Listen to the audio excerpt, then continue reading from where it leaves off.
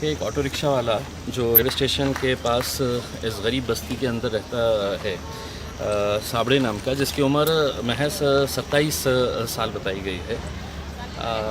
वो लड़के ने आत्महत्या की है। वो रिक्शा चलाता था, रिक्शे के ऊपर लोन था और ऐसे पीरियड के अंदर जब कारोबार नहीं चल रहा है तब बैंक वाले, फाइनेंस वाले फ़ोन कर के उन्हें परेशान कर रहे थे। ऐसे हालत में उससे बर्दाश्त नहीं हुआ और उसने फांसी लगाकर आत्महत्या कर ली। तो ऐसे साबड़े जैसे बहुत सारे लोग हैं जो आज इस परेशानियों से गुज़र रहे हैं। सरकार ने तो ये कहा है कि हम आपको रिक्शे वालों को 1500 रुपये देंगे, लेकिन अभी तक कितने रिक्शे वालों के पास ये 1500 रुपये आए, ये सरकार ने ही जवाब देना चाहिए। दूसरा ये है कि अगर पूरी तरह से अगर लॉकडाउन है, लोग सड़कों के ऊपर नहीं है, तो ऑटो रिक्शा अगर बाहर निकल भी रहे हैं तो उनको गिराक नहीं मिल रहे हैं। दिन भर बैठने के बाद 2-2, 3-3 मुश्किल से गिराक मिलते हैं, उससे अपना पेट भरेंगे या इंस्टॉलमेंट भरेंगे।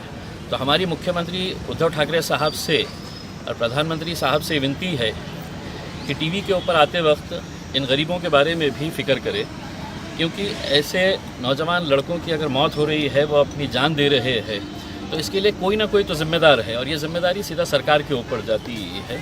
हम सरकार से यही अनुरोध करते हैं कि साबड़े जैसा दोबारा केस हमारे शहर के अंदर या हमारे राज्य के अंदर नहीं होना चाहिए। इसकी पूरी दक्षता देकर सरकार ने जल्द से जल्द इनको किस तरह की राहत दी जा सकती है, चाहे वो फाइनेंस कंपनियों की तरफ से और बैंक के जितने भी रिकवरी एजेंट्स हैं। हमने पुलिस को और प्रशासन को साफ़ तरीके से ये ताकीद की है, ये बताया है कि अगर कोई ज़ोर ज़बरदस्ती की गई कोई फाइनेंस कंपनी की तरफ से और बैंक्स की तरफ से, क्योंकि इस पीरियड के अंदर लोगों को पैसा देने के लिए है ही नहीं, और ये रिकवरी एजेंट्स अगर दादागिरी के बल के ऊपर कभी गाड़ियाँ उठाकर लेकर जा रहे हैं, कभी उनके घर वालों को परेशान कर रहे हैं, तो ये किसी सूरत के अंदर बर्दाश्त नहीं किया जाएगा। और इसके लिए पूरी तरह से स्थानिक प्रशासन और स्थानिक पुलिस इसके लिए ज़िम्मेदार रहेगी। हमने लिखित रूप के अंदर दिया है, तो हम उम्मीद करते हैं इसके ऊपर जल्द से जल्द है तो प्रशासन कोई ना कोई कार्रवाई। सर, आज की मीटिंग का बायकॉट क्यों किया आपने?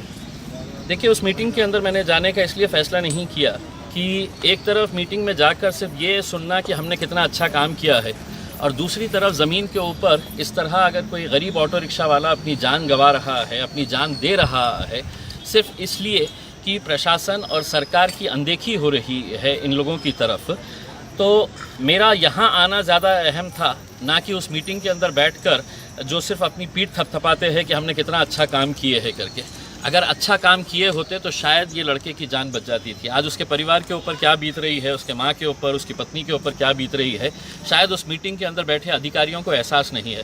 मैं उन लोगों से भी ये अनुरोध करना चाहूँगा कि एक बार यहाँ पे निकल कर आए और देखें इन लोगों की हालत कैसी है करके, तब आपको समझ में आएगा कि आप सिर्फ बयानबाजी जो करते हैं और ज़मीनी हकीकत के अंदर कितना फ़र्क है।